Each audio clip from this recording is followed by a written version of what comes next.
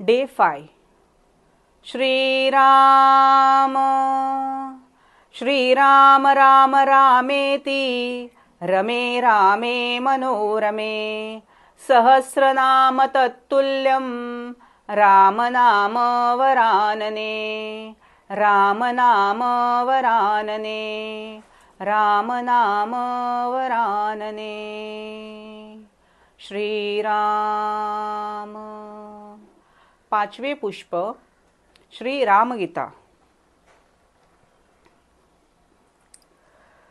श्रद्धान्वितस्तत्त्वमसीति वाक्यतो गुरोः प्रसादादपि शुद्धमानसः विज्ञाय चैकात्म्यमथात्मजीवयोः सुखी भवेन्मेरुरिवाप्रकाम्पनः.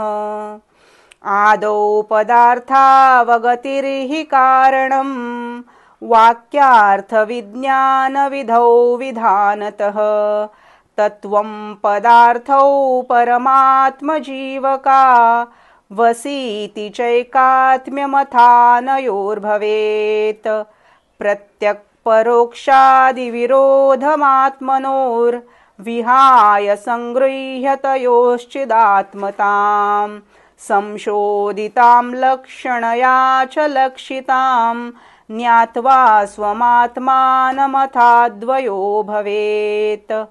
एकात्मकत्वाज्जहति न संभवेत् तथा जहल्लक्षणता विरोधतः. सोऽयं पदार्थाविभागलक्षणः युज्येत तत्त्वं पदयोरदोषतः. श्रीराम.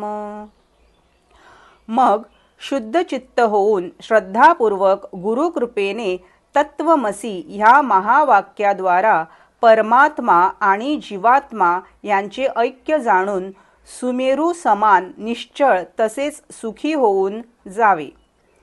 हा नियमच आहे की प्रत्येक वाक्याचा अर्थ जाणण्यात प्रथम त्याच्या पदांचा अर्थाचे ज्ञानच कारण आहे.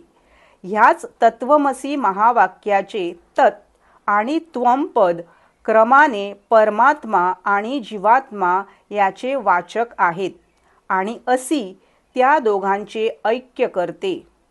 या दोन्ही जीवात्मा आणि परमात्मा मध्ये जीवात्मा प्रत्यक अंतःकरणाचा साक्षी आहे आणि परमात्मा परोक्ष इंद्रियातीत आहे. ह्या वाच्यार्थ रूप विरोधाला सोडून आणि लक्षणावृत्तीद्वारा लक्षित त्यांच्या शुद्ध चेतनेला ग्रहण करून तिलाच आपला आत्मा जाणावा आणि अशा प्रकारे ऐक्यभावाने स्थित व्हावे. ह्या तत् आणि त्वम पदात एक रूप असल्या कारणाने जहती लक्षणा होऊ शकत नाही आणि परस्पर विरुद्ध असल्या कारणाने अजहल लक्षणा देखील होऊ शकत नाही. म्हणून सोयम हे तेच आहे. ह्या दोन्ही पदांच्या अर्थाप्रमाणे ह्या तत् आणि त्वम पदातही भागत्याग लक्षणच निर्दोषपणे होऊ शकते. श्रीराम. रसादिपंचीकृतभूतसंभवं भोगालयं दुःखसुखादिकर्मणां शरीरमाद्यन्तवदादिकर्मजं मायामयं स्थूलमुपाधिमात्मनः सूक्ष्मं मनोबुद्धिदशेन्द्रियैर्युतं प्राणैरपञ्चीकृतभूतसंभवं भोक्तुः सुखादेरनुसाधनसंभवेत् शरीरमन्यद्विदुरात्मनो बुधाः.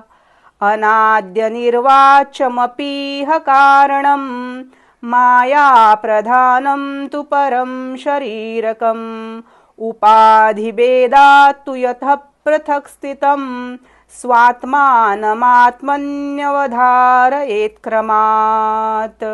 श्रीराम.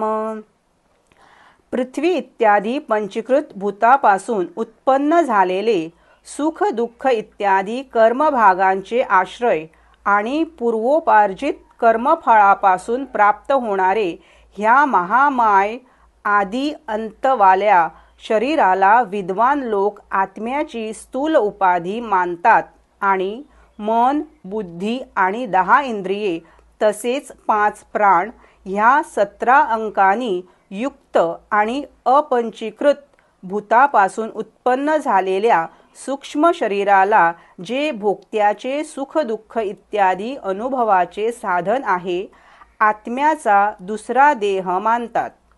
ह्यांच्या व्यतिरिक्त अनादी आणि अनिर्वाच्य मायामय कारण शरीरच जीवाचा तिसरा देह आहे. ह्या प्रकारे उपाधिभेदाने सदैव पृथक स्थित असलेल्या आपल्या आत्मस्वरूपाला क्रमशः उपाधींना बाध करीत असताना आपल्या हृदयात निश्चय करावा. श्रीराम. 5वे पुष्प समाप्त. श्रीराम.